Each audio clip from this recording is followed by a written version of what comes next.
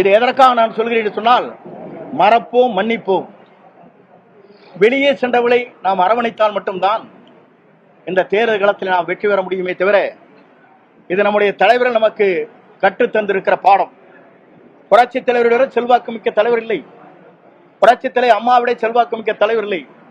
2019, 2010 நாம் டெபாசிட் இழந்ததற்கு பிறகு கோவையில் நடைபெற்ற கூட்டம் என்பது கோவை குலுங்கியது, மதுரை நடுங்கியது, திருச்சி திரும்பியது என்று அவருடைய கூட்டம் என்பது 15 லட்சத்திற்கு மேற்பட்டவர்கள் அந்த கூட்டத்திலே கலந்து கொண்டார்.